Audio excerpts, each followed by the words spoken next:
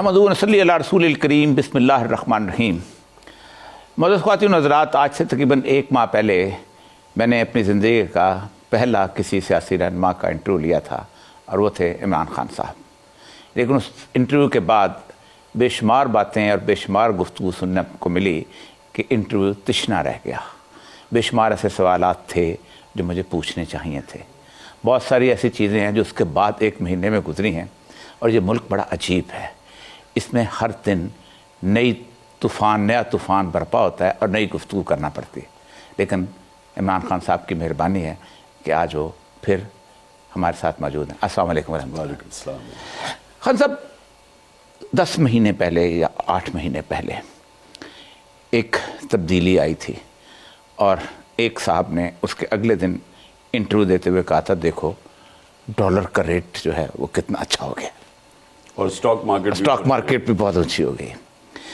لیکن میں اس وقت جو صاحب نظر لوگ تھے جو جانتے تھے وہ سمجھتے تھے کہ یہاں یہ تبدیلی صرف اس لیے لے آئی گئی ہے کہ یہ کنٹینمنٹ آف چائنا کا ایک پروگرام ہے کہ پاکستان ڈسٹرب رہے اور پاکستان جو ہے وہ ڈیفالٹ کی طرف جائے. اب تو حالات بہت خراب ہیں. میں اور یہ جی میں نے اس کے اوپر بڑا، کیونکہ میرے تو سامنے سب کچھ یہ سازش کھلی ہے نا، میں نے تو اس کو سلو موشن میں دیکھا سازش کو، اور میں نے پھر بعد میں بھی اسیس کیا کہ اس کے پیچھے کیا مقاصد ہو سکتے تھے. پہلی چیز تو یہ کلیئر ہو جائیں کہ یہ صرف جو ہم سمجھتے تھے کہ صرف یہ امریکہ سے آئی ہے سازش، اس میں کوئی شک نہیں کہ وہاں ان کی وائس ورسا بھی ہو سکتی، ان کی خواہش تھی کہ عمران خان کو ہٹایا جائے، کیونکہ وہ ان کو عادت پڑی ہوئی ہے ایسے یہاں حکمران جو کہ یعنی ان کی جو وہ حکم کرتے ہیں یا سلوٹ مار کے اس کو ایکسیپٹ کیا جاتا ہے. تو ان کو عادت پڑی ہوئی تھی وار آن ٹیرر کی. پھر اس کے بیچ میں ریمنڈ ڈیوس کو پکڑا دیا جو دن دہاڑے لوگوں کو گولی مار کے وہ اس کو دے دیا واپس. یعنی ڈرتے تھے کوئی بھی سٹینڈ لیتے ہوئے کہ ایمل کانسی ہو گیا، وہ رمزی یوسف ہو گیا، ان کو غیر قانونی طور پہ ان کو خوش کرنے کے لیے اپنے قانون توڑ کے پکڑا دیا. پھر ساری وار آن ٹیرر کے اندر پاکستان کے سارے قوانین کی وائلیشنز ہوئی، آپ نے گوانٹانامو میں پہنچا دیا. جو بھی کیا ان کو عادت پڑی ہوئی تھی کہ پاکستان میں کوئی ان کے جو بھی ان کے حکم کے خلاف یا ان کے انٹرسٹ کے خلاف اپنے ملک کے انٹرسٹ کے لیے بات کرتا تھا تو اس کو ان کے لیے پہلی یہ ایسی ٹائم تھا اور ان کو یہ پسند نہیں تھا. لیکن ادھر سے یہ نہیں بات شروع ادھر سے ہوئی ہے. اور اب ہمیں پتہ چل گیا کہ حسین حقانی کو ہائر کیا گیا. جی جی سپٹمبر کے اندر 2021 میں اس کو ہائر کیا گیا. اور میں پرائم منسٹر ہوں، ہمارے گورنمنٹ کے ہوتے ہوئے ہائر کیا اور ہمیں نہیں پتا کہ ہائر ہوا ہے. اور وہ وہاں پروموٹ کس کو کر رہا تھا؟ وہ میرے خلاف وہاں کام کر رہا تھا واشنگٹن میں اور پروموٹ کر رہا تھا باجوہ صاحب کو. بلکہ 1 سال بعد اس کو پتا چلا کہ فوج بہت اچھی ہوگی. ہاں، اس نے ایک دم سارا وقت پاکستانی فوج کے خلاف، میمو گیٹ کے اندر وہ نمبر 1 کردار، ٹھیک، اور ایک دم وہ پاکستانی فوج کے خلاف اور پرائم منسٹر کے خلاف شروع ہو گیا. اور اس نے ٹویٹ بھی یہ کی ہوئی ہے کہ بڑی کہ جنرل باجوہ ٹھیک امریکن سٹینڈ کے ساتھ کھڑے ہیں، پرو امریکن ہے، اور عمران خان اینٹی امریکن ہے. اس کی ایک ٹویٹ بھی ہے. تو کہنے کا مقصد یہ ہے جی کہ گیم تو یہاں سے شروع ہوئی. ٹھیک، اور افسوس سے مجھے کہنا پڑتا ہے کہ اس گیم کے پیچھے ایک ذاتی مفادات تھے، اور اس گیم کے پیچھے اپنی ذات کو پروموٹ کرنے کے لیے ساری گیم شروع ہوئی. اپنے انٹرسٹ کے لیے اور لوگوں کو بیچ میں شامل کیا گیا. یہ تاثر دیا گیا کہ میں جنرل فیض کو بنانا چاہتا ہوں آرمی چیف، جبکہ میرے کوئی ذہن میں بھی نہیں تھا اس وقت. پچھلے جون میں کوئی بھی آ جائے فرق کو نہیں پڑتا، سب ایک جیسے ہو جاتے. اور جون کے اندر یعنی پچھلے جون میں نومبر میں اس نومبر میں ہونا تھا، تو میرے کون سے اتنے زیادہ اور مسئلے مسائل تھے. تو میرے ذہن میں کیا تھا کہ کون آرمی چیف، اور پھر مجھے کیا فرق پڑتا ہے میرٹ کے اوپر جو آرمی چیف آئے. میں نے کون سے اپنی کوئی NRO 2 لینا ہے یا NRO 1 لینا ہے، مجھے کیا فرق پڑتا تھا. تو اس لیے وہ ادھر یہ بھی سازش یہیں سے ہوئی کہ جی عمران خان وہ جنرل فیض کو چاہتا ہے تاکہ باقی خلاف ہو جائے عمران خان کے، اور وہاں سے وہ سارا وہ مل کے تو پھر فیصلہ ہو گیا کہ جی یہ شہباز شریف کو لے کے آنا ہے. تو یہ پوری یہ سازش اب تو آہستہ آہستہ ساری انفولڈ ہو رہی ہے. سچ اللہ الحق ہے جی، سچ کا. لیکن اس 10 مہینے کے اندر جو نقصان ہوا ہے اور جو صورتحال ہوئی ہے، نہ صرف معاشی بلکہ ہماری پولیٹیکل ویلیوز کا بھی عجیب و غریب نقصان ہوا. مثلا میں بیوروکریٹ ہوں, مجھے پتہ ہے کہ گورنر کا حکم جو ہے نا وہ ایک ایس ایچ او بھی نہیں مانتا, پٹواری بھی اس کا فون نہیں سنتا. ایک چیف سیکرٹری نے کیسے اس کا حکم مان لیا, کہ گورنر تھا اس کے پیچھے. دیکھیے جی, پہلے تو یہ دیکھ لیں کہ جو نقصان ہوا ہے پاکستان, ٹھیک, سب سے پہلے تو معیشت تباہ ہو گئی. اور یہ مجھے پھر افسوس سے کہنا پڑتا ہے کہ میں نے یہ جو ایک آدمی نے جس نے سارے فیصلے کیے ہیں, جو ذمہ دار ہے سب کا, میں نے اس کو کہا, میں نے کہا یہ اگر سازش ہو گئی کامیاب تو یہ معیشت کوئی نہیں سنبھال سکے گا. اور میں اگر آپ کو میری نہیں سمجھ آ رہی تو میں یہ جو معیشت کا ایکسپرٹ ہے شوکت ترین, اس سے تو کم از کم پوچھ لیں کہ کیا اثرات ہوں گے اگر اس سٹیج کے اوپر آپ نے رجیم چینج کیا. اور اس نے بھی سمجھایا, اور ہم دونوں سے دلاسا دیا کہ فکر ہی نہ کریں, ہم تو کنٹینیوٹی چاہتے ہیں. پیچھے سے وہ چوری چل رہی تھی. تو ان سے معیشت سنبھلنی نہیں, کیونکہ پہلے تو مجھے یہ کوئی سنہری دور بتا دیں نون لیگ کا جب انہوں نے کوئی بہت بڑے کام کیے ہوں. 99 میں گئے پاکستان بینکرپٹ, 2018 میں یہ گئے پاکستان بینکرپٹ. تو ان سے جو اسحاق ڈار 2 دفعہ بینکرپٹ کر کے ملک گیا ہے اس نے آگے سنبھالنا تھا. تو یہ جو ہوا ہے وہ ہونا تھا. لیکن جو افسوسناک بات یہ ہے کہ انہوں نے پاکستان کو ادھر لے گئے ہیں جدھر اب وہ فٹ ان ہوتا ہے. وہ جو پرکنز کی کتاب ہے confessions of an economic hit man, economic hit man کیا کرتا ہے کہ وہ اس کی ساری کتاب کا مفہوم یہ ہے کہ وہ آ کے پہلے ایک معاشرے کو ان کی معیشت کو قرضے دے کے تباہ کرتا ہے, اسٹرکچرل لونز, اور پہلے تباہ کرتا ہے, اور اس کے بعد جب وہ گھٹنوں پہ آ جاتے ہیں ایک ملک تو پھر ان کے ایسٹس سٹرپ کرتا ہے, ان کے پرائیویٹائز کروا کے ان کے ایسٹس لے جاتا ہے. یہ اس کا اثر تھا. تو اب کیا پاکستان میں ہو رہا ہے, اب ہم ادھر پہنچ گئے ہیں. اب IMF نے پہلے تو ایک جو کنڈیشنز لگائی ہیں, آج پاکستان کی تاریخ کی سب سے زیادہ مہنگائی ہے. سب سے خوفناک چیز ہے آٹا دگنا ہو گیا. 8 مہینے میں آٹے کی قیمت دگنی ہو گئی ہے. یہ سب سے یعنی ایک جو ہٹ کرتا ہے عام لوگوں کو. تو کھانے پینے کی چیزیں بھی مہنگی, آج 50 سال میں سب سے زیادہ مہنگائی. آج انڈسٹری بند ہو رہی ہے, آج بے روزگاری بڑھ رہی ہے, جبکہ 8 مہینے پہلے پاکستان کی record industrial production, exports, tax collection, پیداوار, 4 فصلوں کی ریکارڈ پیداوار, اور آئی ٹی سب سے بڑی ٹیکنالوجی کی طرف جا رہے تھے. 75% آئی ٹی آگے بڑھ رہا تھا.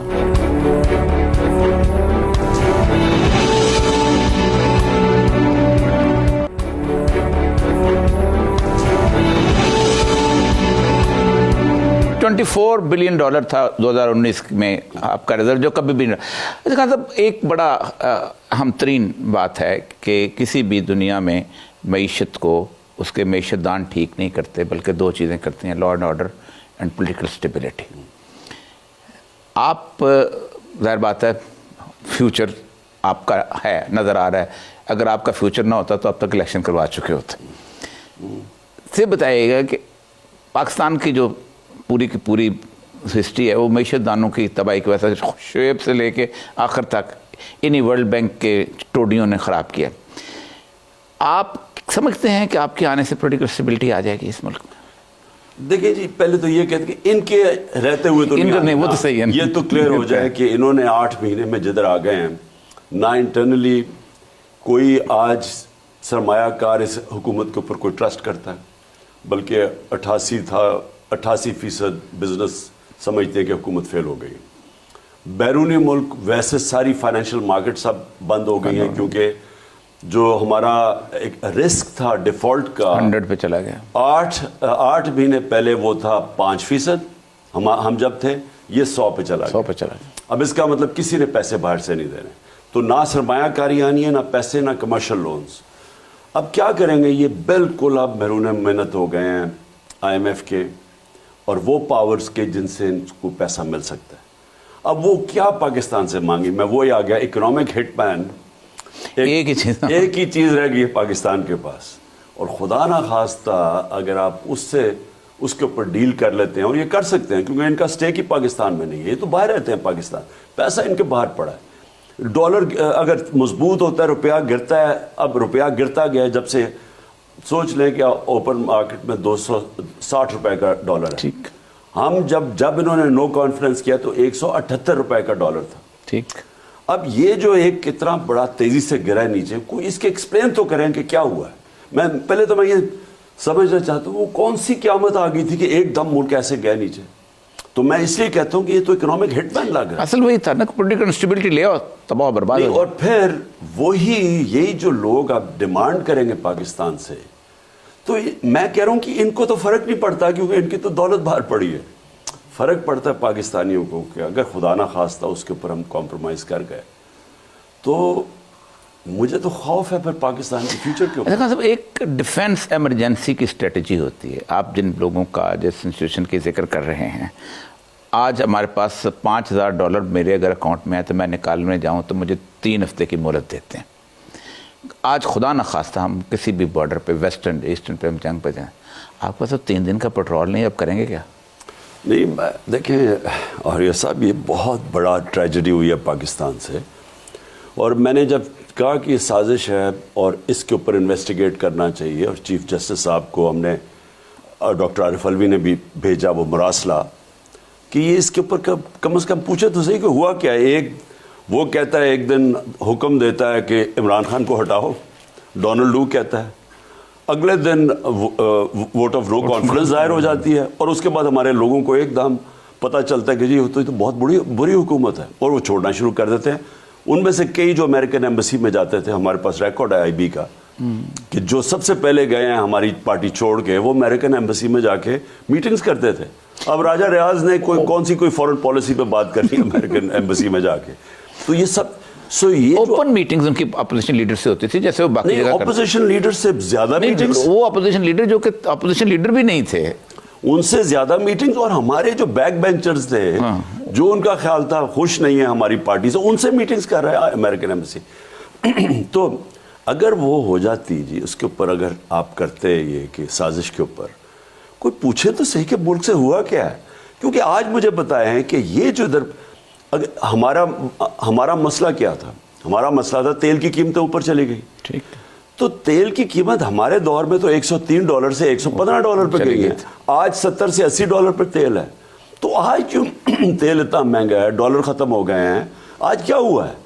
تو یہ بڑا ہمارے لیے لمحہ فکر ہے کہ ان چوروں کو جنہوں نے اس ملک کو 2 خاندانوں نے لوٹا, ان کو صرف یہاں بٹھا دیا آ کے, وہ اپنی چوری ختم کرنی شروع ہو گئے. اتنی تیزی سے کبھی کسی ملک میں کرپشن کے کیسز ختم ہوئے ہیں؟ یعنی ایسے ہوا ہے کہ 1100 ارب روپے کے کرپشن کے کیسز ایک دم آپ ہضم کر جائیں.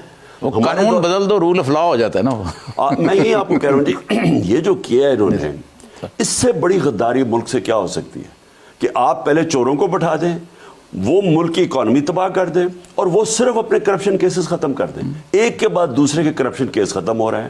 مریم بھی پاک ہو گئی ہے, وہ شہباز شریف بھی پاک, اس کے بیٹے بھی پاک ہو گئے, داماد بھی پاک ہو گیا. اب اور باقی سارے غریب لوگ جیلوں میں گل. یہاں ایک بڑی مزیدار بات آپ نے پچھلے انٹرویو میں کہی ہے, میں ذاتی وٹنس ہوں. یہ جو نیب بنی تھی مشرف کے دور میں, ایک شخص کے خلاف کیس میں نیب کی عدالت میں لے کے پیش ہوتا تھا, اس کو انہوں نے وزیر اعلیٰ بنانا تھا. میری ساری گواہی پیچھے رہ گئی, وہ وزیر اعلیٰ بن گیا بلوچستان کا. مجھے کوئی بات, یہ سارے کے سارے پولیٹیکل انجینئرنگ سے لیے استعمال ہوتے رہے ہیں, سارے کے سارے, right from Ayub Khan onward. اس نے آ کے کہا کرپشن پہ گورنمنٹ, یا خان نے کہا کرپشن گورنمنٹ چلا. آپ نے پھر اسی ISI کو کہا ہے کہ وہ بہت زبردست, ان کو روکے گا کون؟ میری اور یہ جی میں آپ کو ذرا بتا دوں, مسئلہ ہی پاکستان کا رول آف لا ہے. صحیح. صرف مسئلہ ایک ہی ہے. آپ مجھے کہنا کہ آج کیا مسئلہ ہے, انصاف نہیں ہے. انصاف آتا ہے رول آف لا سے. صحیح. رول آف لا کا مطلب یہ قانون کے سامنے سب ایک برابر. صحیح. وہ جو میرے نبی صلی اللہ علیہ وسلم نے مدینہ کی ریاست میں سب سے پہلے قائم کیا تھا, انصاف, عدل اور انصاف, کہ میری بیٹی بھی چوری کرے تو اس کو سزا ملے گی. یعنی ایک دیکھیں نا, ایک کمٹمنٹ شو کی کہ کوئی بھی قانون کے اوپر نہیں ہے, میری بیٹی بھی نہیں ہے, اور سب سے پیاری بیٹی کا نام جی ہے. بے شک. اور اس کے بعد انہوں نے کہا کہ بڑی قومیں تباہ ہوئی, جب طاقتور چوری کرے تو اسے چھوڑ دو. اب یہ ہماری تباہی آپ کے سامنے ہے. ہمیں کوئی صرف اس حدیث کے اوپر سوچ لینا چاہیے کہ کہ یہ حدیث کی وجہ یہ اس میں حدیث میں 1500 سال پہلے بتا دیا تھا کہ تم نے اگر تباہ ہونا ہے تو یہ کرو جو آج NRO2 دے کے آپ پاکستان سے کر رہے ہیں. اس کی کیا ایکسپلینیشن ہے کہ ایک گورنمنٹ کی 17 سال میں سب سے بہترین معاشی پرفارمنس، 17 سال کے اندر جب بہترین اکنامک انڈیکیٹرز تھے، اور وہ ڈالرز کے بغیر جو ہمارے صرف ہمارے 3 مارشل لاز میں اتنی پرفارمنس ہوئی ہے اکانومی کی، ایوب خان کی، وہ بھی امریکن اسسٹنس بہت تھی، ساری امریکن ڈالرز آ رہے تھے. امریکن ڈالرز کے باوجود 2 سال کرونا کی دنیا میں تباہی کے باوجود ایک گورنمنٹ پرفارم کر رہی ہے. آپ نے اس کو گرا کے چوروں کو اوپر بٹھا دیا، اور ان چوروں نے ملک کا بھی بڑا گھر کر دیا، اور 1100 ارب روپے کی چوری، 480 ارب روپیہ، اور یہ جی ہماری گورنمنٹ میں ہم نے وصول کیا تھا نیب کے ذریعے 480 ارب روپیہ. 280 18 سالوں میں، ہمارے دور میں 480، کیونکہ ہم نے ان کو چھوڑ دیا کہ جو کیسز تھے، یہ تو جو انجینئرنگ روک دی، اور سارے کیسز پرانے تھے. ہمارے دور میں تو صرف شہباز کے کیسز تھے، اور وہ 95% پرانے کیسز تھے. اب وہ سارے معاف ہو گئے. کیا بہتر نہیں ہوتا کہ آپ اس کے برابر کا بڑا سول ادارہ جو ہے وہ بنا لیں؟ ہمارے ملک کی بدقسمتی شاید یہی ہے کہ ہمارے ہاں سول ڈیفنس کا ادارہ بھی نہیں ہے، وہ بھی ہم فوج کی طرف دیکھتے ہیں. اور یہ سب دیکھیں، یہ جو مارشل لا آتا ہے نا، جو آپ نے شروع سے ایوب خان کے سے بات کی، وہ آتا ہی ادارے تباہ کر کے. صحیح بات. آپ جب کہیں کہ میں قانون سے اوپر ہوں، آئین کے اوپر ہوں، جس دن آپ نے مارشل لا اناؤنس کیا، اس کا مطلب رول آف لا ختم، اس کا مطلب کہ میں اب آئین کے اوپر آ گیا ہوں. ٹھیک، اور وہ آپ چلنے بھی نہیں دیں گے وہ اداروں کو. ان کو ضروری آپ کو کمزور کرنا پڑے گا، کیونکہ کیسے آپ کھلا چھوڑیں گے ان کو؟ اب عدالت کو آپ چھوڑ دیں، وہ آپ کا کہے گا کہ یہ آپ وغیرہ ہی نہیں ہے. تو وہ سارا سسٹم کو جب سبارڈینیٹ کرتے ہیں تو لا ختم ہو جاتا ہے. اب ہمارا تو ٹریجڈی یہ ہے کہ یہ جو 2 چور آئے، چور خاندان، انہوں نے آتے ساتھ ہی انہوں نے بھی وہ ختم کر دیا. انہوں نے اداروں کو ٹھیک نہیں ہونے دیا. کیونکہ اب آپ سوچ لینا، شہباز شریف آیا، سب سے پہلے اس نے FIA کے اوپر حملہ کیا. FIA کے اندر اس کے کیس تھے 16 ارب روپے کا کیس، اور وہ اوپن اینڈ شٹ. رضوان ہمارا دوست، میرا دوست تھا، اس نے مجھے 2 دن پہلے کہا کہ مجھے کہا جا رہا ہے کہ مجھے پتہ ہے کہ تمہارے بچے کن اسکولوں میں پڑھتے ہیں، اور اس کے بعد 2 دن میں اس کا ہارٹ اٹیک ہو گیا. اس کو وہ شدید پریشر میں لے آیا. آتے ساتھ ہی پہلے ادارہ انہوں نے جس نے زبردست کام کیا ان کی جو منی لانڈرنگ اور یہ جو ان کی چوری ان کو پکڑ کے، اس ادارے کو انہوں نے اٹیک کیا. رضوان آتے ساتھ ہی اس کا ہارٹ اٹیک ہوا. 2 مہینے کے اندر سب کچھ ہوا. 4 وہ گواہ جن کے اکاؤنٹس میں نوکروں کے نام پہ پیسے آ رہے تھے، چاروں ہارٹ اٹیک سے 2 مہینے میں مرے. سگنل گیا FIA کو، انہوں نے اپنا آدمی بٹھایا، سارے کیسز ختم کیے. FIA ختم. FIA ختم کیسے کہ پبلک کی نظر میں اب FIA کی کوئی حیثیت نہیں ہے. وہ یہ صرف شریف خاندان کا ٹول ہے وکٹمائز کرنے کا، کہ جناب کیسے PTI کو ختم کرو. نیب ختم. نیب پہ اپنا آدمی بٹھایا، نیب میں کیسز ختم ہو رہے ہیں. نیب والا کہتا ہے جی وہ مریم کا، وہ کہتا ہے اب پتہ ہے وہ نواز شریف نے کہا ہے کہ یہ ہمارے فلیٹ ہیں لنڈن میں. وہ مریم سے پوچھتا ہے وہ مریم کا کیس کیسے ہوتا ہے، وہ اس سے پوچھتا ہے نیب والے سے، جی وہ جج پوچھتا ہے کہ آپ یہ ثابت کر سکتے ہیں ان کے فلیٹ ہے؟ وہ کہتا ہے جی میں نہیں کر سکتا. انہوں نے ایڈمٹ کیا ہوا ہے ہمارے فلیٹ، چلو جی ان کا بھی کیس ختم. تو اب نیب کی کیا حیثیت رہے گی پبلک کے اندر؟ نیب ختم ہو گئی. اسی طرح میں صرف یہ کہنا چاہتا ہوں، جب آپ ادارے چلتے ہیں رول آف لا سے، آئین کے دائرے میں رہ کے ان کی پروٹیکشن ہوتی ہے. اچھا، اب کوئی انٹرفیئر نہیں کر سکتا اسکاٹ لینڈ یارڈ کے اندر. وہ جب انکوائری شروع کرتا ہے، وہ چاہے گورنمنٹ کا ہو یا وہ اپوزیشن کا ہو، اسکاٹ لینڈ یارڈ جب انکوائری شروع کرتا ہے کوئی پرائم منسٹر نہیں روک سکتا. اس لیے ان کے ادارے مضبوط ہیں. ہم نے ہمارے زمانے میں ہم نے کیا کیا؟ ہم نے اداروں کو تکڑا کیا. آتے ساتھ انہوں نے ادارے ختم کیے، اور FIA ختم، نیب ختم. لیکن میں اور کرکٹ بورڈ دیکھ لیں، وہ رمیز راجہ، اب میں تو کرکٹ ان سب سے بہتر جانتا ہوں، رمیز راجہ جو اچھا بھلا کام کر رہا تھا، اس نے آ کے ہماری کرکٹ کو اس نے فیصلے ایسے کیے کہ آپ دیکھیں ہم ورلڈ کپ فائنل میں چلے گئے، ہم کمپیٹ کر رہے ہیں دنیا میں. آتے ساتھ ہی نجم سیٹھی کو اوپر بٹھا دیا. بزنس امپائر بنانا نا. اس آدمی کا کیا ریلیونس ہے کرکٹ میں؟ اس کو اوپر بٹھا دیا آ کے، اس نے اپنا نیا لیا ہے. جو ایک ادارہ جب چلتا ہے نا، وہ کنٹینیوٹی ہوتی ہے. وہ پتا ہوتا ہے کہ آپ نے ایک نہیں ہوتا کہ صرف کرکٹ ٹیم ہے، اس کے نیچے پورا سیٹ اپ ہے. وہ آ کے جو آدمی نے اپنی زندگی کو 20-25 سال کرکٹ میں گزاری اور ٹیسٹ کرکٹ کھیلی 15 سال، اس کا زیادہ تجربہ ہے، یا ایک آدمی جو آپ کے لیے بڑا پرو لکھنے والا ہے اس کا تجربہ ہے، اس کو لا کے کرکٹ بورڈ پہ بٹھا دیا؟ اب کرکٹ بورڈ کا ذرا حال دیکھنا۔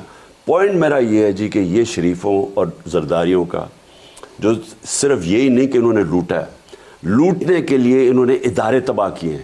جب ادارے تباہ کرتے ہیں، اور جس طرح نیب امینڈمنٹ کیا انہوں نے، وائٹ کالر کرائم پاکستان میں پکڑنا ناممکن کر دیا انہوں نے۔ اب صرف غریب چھوٹا چور پکڑا جا سکتا ہے، طاقتور ڈاکو آج پاکستان میں پکڑ ہی نہیں آپ سکتے، کیونکہ انہوں نے نیب امینڈمنٹ کر کے کہا جی اب میں پرائم منسٹر میں چوری کروں آ کے اور میں اپنے بچوں کے نام پہ پیسہ کر دوں، تو پہلے وہ کہیں گے کہ اچھا جی بچوں کے نام پہ پیسہ آپ پروو نہیں کر سکتے۔ دوسرا وہ مجھے کہیں گے اب وہ نیب کے اوپر وہ ثابت کرے کہ عمران خان نے باہر اربوں روپے کی پراپرٹی کدھر سے لی ہے، وہ ثابت ہی نہیں کر سکتا۔ اس کا مطلب انہوں نے بڑے ڈاکوؤں کو لائسنس دے دیے چوری کرنے۔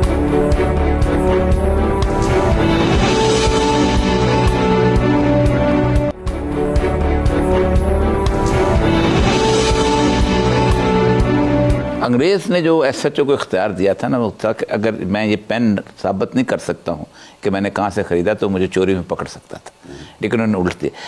ایک بہت سینسٹیو سا ایشو جو پاکستان کی اخلاقیات کے ساتھ تعلق رکھتا ہے، میں خاص طور پہ جذباتی ہوں اس معاملے میں۔ رسول اکرم صلی اللہ علیہ وسلم کے بارے میں انس بن مالک نے کہا ہے کہ صرف ایک دفعہ آپ چھری لے کے ایک آدمی کے اوپر چڑھ دوڑے تھے جو آپ کے دروازے میں پیپ کر رہا تھا، اور ممکن تھا کہ آپ اس کی آنکھ نکال دیتے۔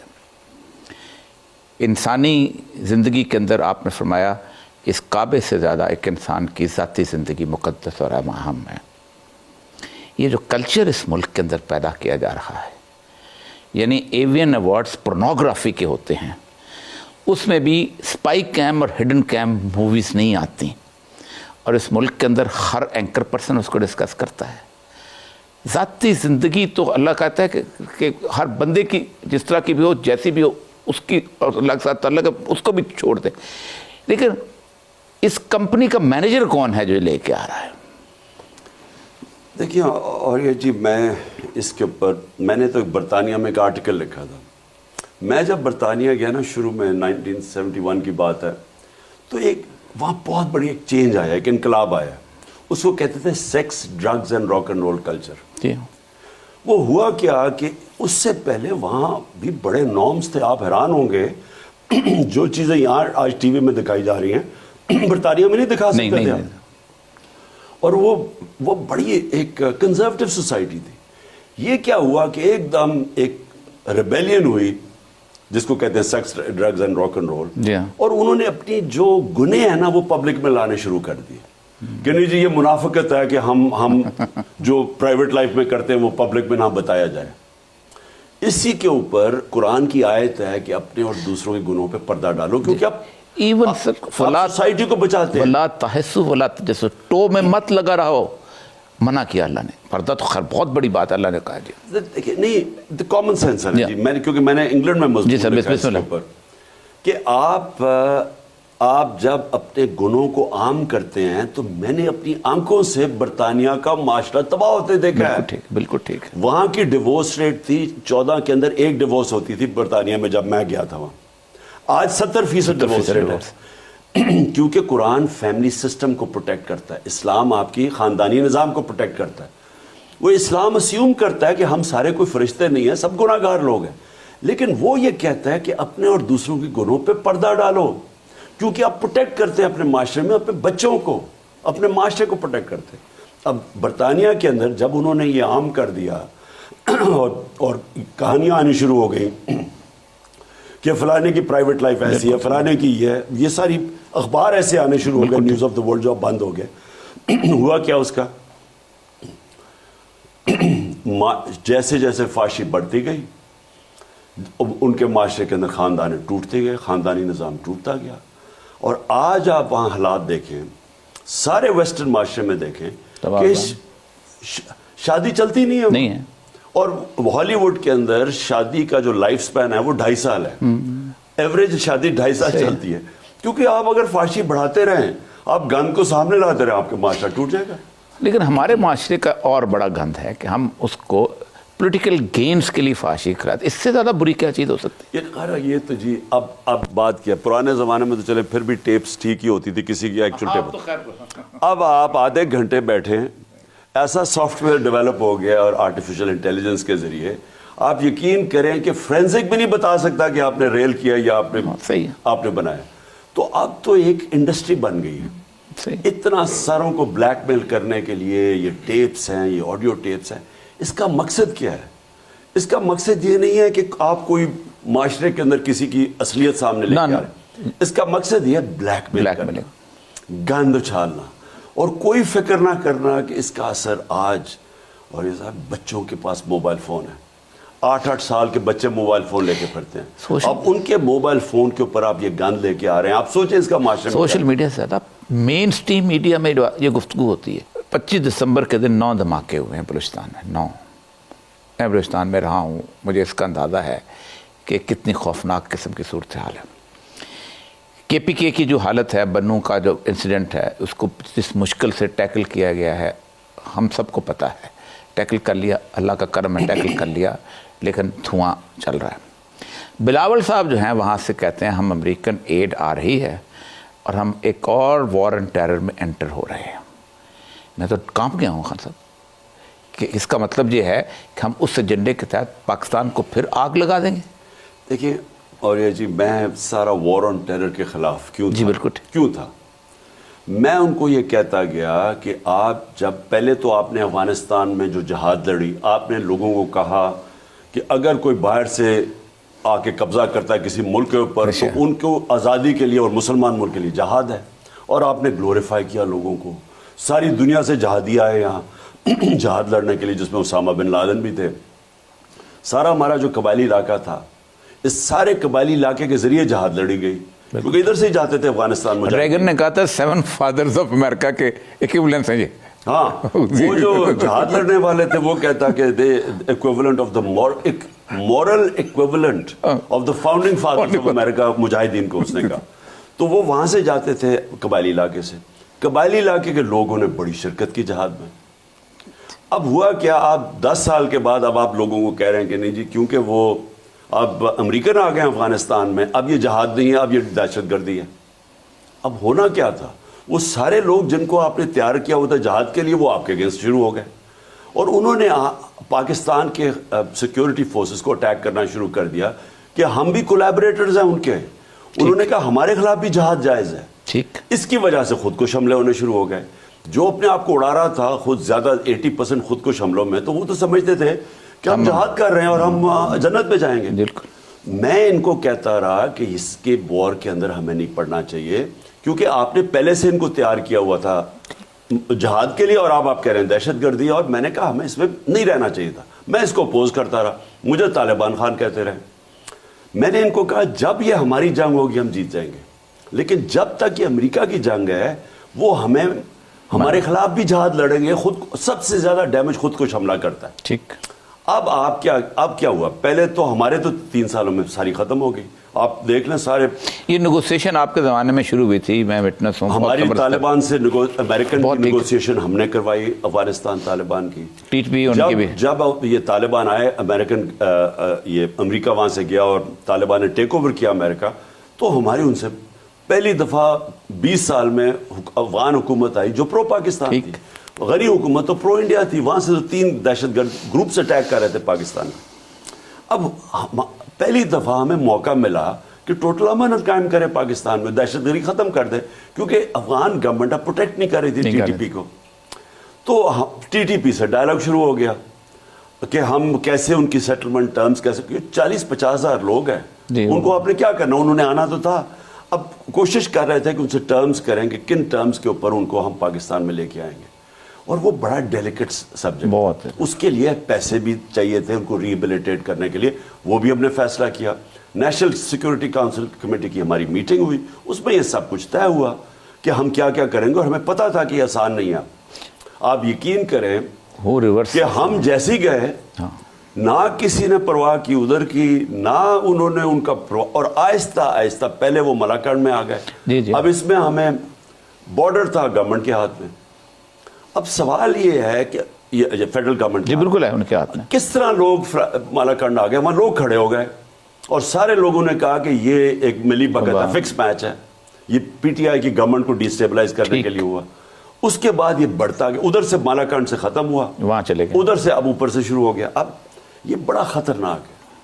اس میں اگر ہم نے عقل سے ناکام کیا, اگر ہم نے پھر استعمال ہوئے کہ جی کسی اور امریکن ایجنڈے کے تحت ہم اگر ان سے ایڈ لے کے یہاں مار دھاڑ شروع ہو گئی, وہ پھر جہاد ہمارے اوپر ڈکلیئر کر دیں گے. اور میں آپ کو یہ کہہ رہا ہوں کہ اس باری ہمارا جو ملک کے معاشی حالات ہیں ہم اس کو برداشت نہیں کر سکیں گے. کسی نے ہمیں مدد بھی نہیں کرنی. وہ امریکہ کے جو پینٹس آنے ہیں, بلاول صاحب جو لے کے خوش ہو رہے ہیں, تو پہلے بھی جو آئے ہیں امریکہ کے جو پیسے انہوں نے دیے ہیں, مجھے بتائے ہیں $100 ارب سے تو زیادہ پاکستان کو ٹرمپ یہی تو کہتا ہے کدھر گئے وہ نہیں. اور وہ جو $20 ارب سے کیا فائدہ ہوا؟ تو ہم یہ جو اپنے آپ کو بیچتے ہیں, دیکھیں اتنا نقصان پہنچایا دونوں یہ پیپلز پارٹی اور نون کی حکومتوں نے 90 کی دہائی میں. امریکہ میں جا کے کہتے تھے کہ جی ہمیں بچا لو, نہیں تو دہشت نہیں تو انتہا پسند آ جائیں گے, فنڈامنٹلسٹ آ جائیں گے. ایرانین ریولوشن کے بعد ایک مسلمان دنیا کے اندر ایک عجیب کام شروع ہو گیا کہ سارے منکروں کو کہتے تھے کہ جی اگر ہمیں نانا آپ نے بچایا تو وہ خمینی ٹائپ انقلاب آ جائے گا اسلام کا. وہ اسلام سے ڈراتے تھے پورے مڈل ایسٹ سارے. ارے مڈل ایسٹ میں بھی ہر کوئی ڈکٹیٹر یہ کہہ رہا تھا کہ میں لبرل ہوں, ماڈریٹ ہوں, اور باقی یہ انتہا پسند ہے. یہ جا کے خواجہ آصف فارن منسٹر تھا, ان کو کہتا کہ ہم لبرل ہیں اور یہ لیکن عمران خان اور اس کی پارٹی پارٹی اور رائٹسٹ ہے. سو یہ لوگوں کو خود جا کے پاکستان کا امیج تباہ کرتے تھے. خود کہتے تھے کہ ہم پاکستان میں بہت بڑی انتہا پسندی ہے اور ہم لبرل ہیں, تو خود پاکستان کا امیج خراب کرتے تھے. اور اب پھر یہ جو بلاول گیا ہے پھر شروع ہو گیا, ہمارا کام ہے سیٹل کرنا ہی. ہم امریکہ کو انوالو کریں گے, اس میں بڑی کمپلیکیشنز ہوں گی. اب ان سے آپ امداد لے رہے ہیں, باڑ لگائی ہے ہم نے, کیا ہمیں نہیں پتا چل رہا تھا جب باڑ ٹوٹ رہی ہے؟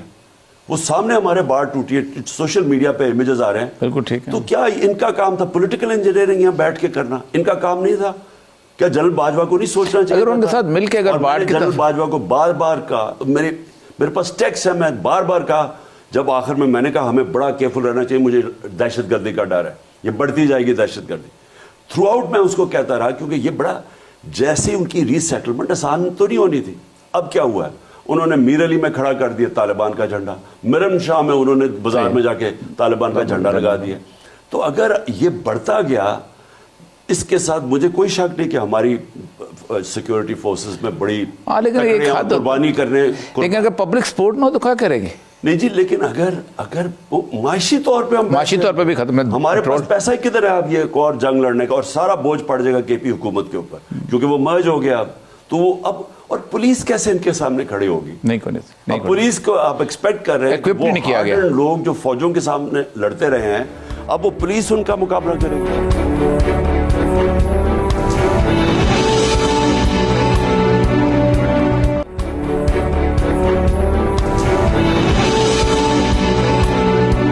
20 سال سے آل فنڈز جو تھے وہ دوسری طرف اسٹیبلش کرنے کے لیے پولیس کو تو اکوپ بھی نہیں کیا گیا نا. ہم نے کیا تھا, ہم نے 2013 میں شروع کیا پولیس کو کے پی میں اکوپ کرنا, لیکن وہ سیکیورٹی فورسز کے ساتھ کرتے تھے. لیکن اگر یہ سارا بوجھ پڑ گیا کے پی پولیس کے اوپر, اور پھر جو فنڈز دینے تھے انہوں نے فاٹا کے لیے, اور وہ بڑا امپورٹنٹ ہے, یہ فیڈرل گورنمنٹ نے جو ہم نے ایلوکیٹ کیے ہوئے تھے, انہوں نے فنڈز ہی روک دیے. وہ خیر انہوں نے جا کے اب کے پی کے وہ چیف منسٹر وہ آ کے انہوں نے بلکہ پریس کانفرنسز کر رہے ہیں کہ فنڈز روک دیا آپ نے فاٹا کے. اب فاٹا کے فنڈز روکنے کا مطلب یہ کہ وہ جو لوگ ہیں مرج جو مرجر کے خلاف ہیں, وہ اور طالبان بھی ٹی ٹی پی بھی ان کے خلاف ہے, تو یہ تو ایک پورا وہاں کیوس آنے والا ہے. اچھا, سیاست تھوڑی سی ہلکی سی, میں زیادہ اس لیے نہیں پڑھتا ہوں کہ وہ اور بہت سارے اینکرز موجود ہیں, لیکن آپ نے کہا کہ اپریل میں یہ جو ہے الیکشنز ہو جائیں گے, تو یہ کوئی روحانی طور پہ ہے یا آپ کی پولیٹیکل اسیسمنٹ؟ نہیں, میری اسیسمنٹ ہے یہ. میں یہ سمجھتا ہوں کہ جتنا مرضی اس گھوڑے کے اندر ہوا بھرتے جاؤ آپ, وہ کوئی فرق نہیں پڑنے لگا. یہ ابھی نہیں بیٹھے گا تو آگے جا کے بیٹھے گا, اس لیے گرنا ہے. اب دیکھیں نا معاشی طور پہ ہوا کیا, ہمارا اب آئی ایم ایف ہمیں کہہ رہا ہے کہ آپ ڈالر کو کھلا چھوڑ دیں, تو ڈالر کھلا چھوڑے گا تو مارکیٹ ریٹ تو 330 تک کہتے ہیں جائیں گے, 260 پہ پہنچ گیا ابھی مارکیٹ جو ریٹ ہے, تو وہ اور ویسے بھی ڈالر نہیں مل رہا ہے تو وہ کدھر پہنچتا ہے. انہوں نے کہا بجلی کی قیمت اور بڑھاؤ اور 40 روپے یونٹ تک بڑھاؤ. 40 یعنی کہ آج ہی بجلی کے بل دگنے ہوئے تو وہ کدھر پہنچ. لالٹینیں خرید لینی چاہیے. تیسری چیز انہوں نے کہا کہ گیس 250% بڑھاؤ, اور پھر انہوں نے کہا 700 ارب روپے کے ٹیکسز مزید اور لگاؤ.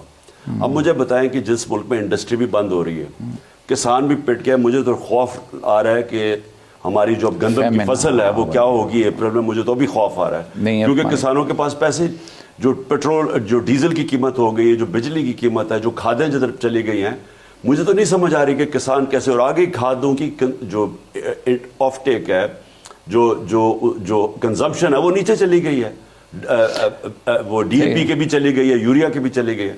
تو جب وہ افیکٹ کرے گا ہماری فصل کو. اگر ہماری فصل بھی کم ہوئی, انڈسٹری ویسے بند ہو رہی ہے, ہمارے پاس پروڈکشن سے یا انڈسٹری سے پیسہ بنتا ہے یا ہمارا بنتا ہے اور یا ایگریکلچر ہے, تینوں چیزیں نیچے جا رہی ہیں. تو مجھے یہ بتائیں کہ انہوں نے کیسے قرضے واپس. تو یہ کیا آپ کو پھر اونا پونا صورتحال میں جیسے پہلے چھوڑ کے گئے تھے ویسے چھوڑ جائیں گے؟ نہیں, مجھے تو اس سے بھی زیادہ خوف آ رہا ہے. مجھے تو خوف ہے کہ اگر یہ ڈیفالٹ کر گئے, اب ڈیفالٹ تو ویسے ٹیکنیکل تو کر چکے ہیں, اگر پوری طرح ڈیفالٹ کر گئے تو 3-4 سال ملک تو پیچھے چلا گیا. ہائپر انفلیشن سب سے خوفناک عام آدمی کے لیے ہے کہ آج جو چیزیں ہیں وہ کئی گنا زیادہ, ایک دفعہ ڈیفالٹ کر کئی گنا زیادہ قیمتیں بڑھ جائیں گی, 30s والا حال ہو جائے. تو وہ جب بڑھ جائیں گی تو یہ غربت یہاں تو عام آدمی پس جائے گا. ابھی اگر آٹا دگنا ہو گیا ہے, سوچ لیں کہ اگر ڈیفالٹ کریں گے تو پاکستان کدھر پہنچے گا. تو اس کا کون سب سے پہلے اس کا ذمہ دار کون ہے؟ کب ہم کسی کو ذمہ دار ٹھہرائیں گے کہ آپ نے چلتی ہوئی حکومت کو گرا کے ان چوروں کو بٹھا کے ملک کو گھٹنے پہ لے آئیں؟ یہی کانسیپٹ, یہی سوال آپ سے ہے کہ کیا اس ملک کے اندر ہم صرف کارپٹ کے نیچے یہ شجاعت بن جائیں گے کہ مٹی پاؤ, یا ہم کبھی بھی ٹرائل کریں گے ان لوگوں کا جو رسپانسبل تھا؟ اب اور یہ سب یہ دیکھیں کہ میں اپنی حکومتیں قربان کر رہا ہوں. میں کہہ رہا ہوں کہ میں اپنی پنجاب کی حکومت قربان کرتا ہوں پختونخوا کی, ملک کے لیے کہ آپ الیکشن کرواؤ. فورس کر رہے ہیں الیکشن کرواؤ, کیونکہ اگر آپ الیکشن نہیں کروائیں گے, پولیٹیکل سٹیبلٹی نہیں آئے گی تو اکانومی تو بیٹھ گئی ہے. تو اگر آپ نے اسی طرح چلنا ہے, مجھے تو خوف آ رہا ہے کہ جو بھی ملک میں آئے گا اس کے بعد جس نے اقتدار میں آنا ہے وہ ہولڈ بھی نہیں کر سکے گا. میں تو اس لیے قربان کر رہا ہوں. اوپر سے کیا کوششیں ہو رہی ہیں, پوری طرح ان کی کوششیں ہو رہی ہیں کہ کسی طرح یہ آپ کی گورنمنٹ بچائی جائے. میری یہ کیسا الٹ ہے کہ آپ کی گورنمنٹ بچائی جائے نہیں, اور یہ بھی کہ کسی طرح ہمیں گرا کے تو نون کو لایا جائے. یہ کوششیں ہو رہی ہیں. فی الحال تو یعنی ہمارے جو پیچھے ہمارے ہینڈلرز بیٹھے ہوئے ہیں وہ کر کیا رہے ہیں, میں مدد کر رہا ہوں ملک کے لیے, وہ اٹھا کے اس کو روک کے ان چوروں کو اوپر مسلط کر کے اور یہاں بھی نون کی حکومت لانا چاہتے ہیں. ضیاء الحق نے کہا تھا کہ آئین میں ختم نہیں کر رہا, صرف کچھ شکوں پہ عمل درآمد روک رہا ہوں, معطل کر رہا ہوں. ہائی کورٹ پنجاب نے ایک شک کو معطل کیا ہے, عمل درآمد روکا ہے, آرٹیکل 112 جس کے تحت اسمبلی. دیکھیے جی, میں چاہتا تو میری تو سارا وقت کوشش ہے کہ ہماری دو طرح, میں ویسے آپ نے پہلے ایک بات کی تھی اس کو بھی جواب دوں. ایک کہ ہماری جوڈیشری مضبوط ہو. اس کی مضبوط کا مطلب ہوتا ہے جی عوام کو رسپیکٹ کرے. جوڈیشری کی رسپیکٹ آتی ہے کنٹیمپٹ کے لوگوں کے اوپر لگا کے نہیں آتی. رسپیکٹ آتی ہے فیصلوں سے. اب جوڈیشری اگر فیصلے میرٹ پہ نہیں کرے گی اور وہ انفلوئنس ہوگی طاقتور سے, میں یہ بڑے وتھ رسپیکٹ کہنا چاہتا ہوں کیونکہ یہ ہماری جوڈیشری کا ریکارڈ ہے, ٹریک ریکارڈ ہے کہ جو طاقتور ہے اس کے ساتھ چلی جاتی ہے, وہ بجائے رول آف لا قائم کرنے کمزور کے ساتھ کھڑے ہونے. لیکن جو میں نے آپ سے پہلے بات کی, میں نے کہا ISI کا ایک بہت بڑا رول ہے جی. وہ اصل میں وہ اس گھوڑے کو لگام کون دے گا؟ میں کریکٹ کرنا چاہتا ہوں. میں نے کہا دیکھیے جی, سب سے پہلے تو فوج جو اسٹیبلشمنٹ ہم کہتے ہیں نا, وہ سارا ایک آدمی کے اوپر ڈیپینڈ کرتی ہے. اس کے پاس اتنی زیادہ پاور ہے, لائل ٹو دی چیف, وہ اور ڈسپلن ہے فوج میں. اس کے پاس پاور اتنی زیادہ ہے کہ وہ جدھر چاہے گا نا تو وہ تباہی بھی کر سکتا ہے. جو اس نے کیا, یہ جو تباہی کی ہے 8 مہینے پہلے فیصلے سے, ملک کی تو تباہی کر دی نا اس نے, وہ تباہ بھی کر سکتا ہے. اور وہ اگر کیونکہ سب سے آرگنائزڈ انسٹیٹیوشن جو بچی ہوئی ہے وہ فوج ہے. اور ISI میں بڑی صلاحیت ہے. ٹھیک ہے, صلاحیت ہے. اس کو بجائے یہ کہ پولیٹیکل انجینئرنگ میں لگاؤ کہ کس کو جوڑ توڑ کرنی ہے, لگانا ہے کہ جی پنجاب حکومت کیسے آپ نے بچانی ہے, بجائے یہ کرنے کے اس کو لے آئیں جی صحیح ہے, اکاؤنٹیبلٹی. یہ بات تو ٹھیک. سب سے بڑا مسئلہ پاکستان کا ہے اکاؤنٹیبلٹی, اس میں یا رول آف لا. اگر آپ اس کو اور اس پاور کو استعمال کریں رول آف لا اسٹیبلش کرنے میں, کہ آپ نے طاقتور جو ہر جگہ طاقتور چوری کر رہا ہے, ڈالر یہاں سے جو رولنگ ایلیٹ ہے وہ جو روپیہ کنورٹ کرتی ہے حوالے سے باہر بھجوا دیتی ہے.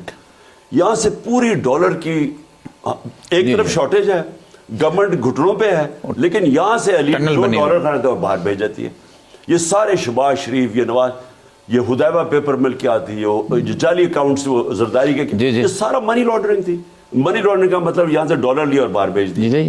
اگر یہی جو سب سے آرگنائز انسٹیٹیوشن ISI یہ اگر یہ کنٹرول کر لے تو یہ ملک تو اٹھ جائے گا, کیونکہ ابھی شارٹ ٹرم کے اندر ہمارے پاس کوئی ادارہ ہی نہیں ہے جس کے پاس اتنی آرگنائزیشن اور پاور ہے. صرف یہ ڈائریکشن اس کو چاہیے. اگر آپ اس کو ڈائریکٹ کر دیں اس طرف ملک بچانے کے لیے, کیونکہ میں پہلی دفعہ سوچ رہا ہوں کہ ہمارا ملک ڈوب رہا ہے.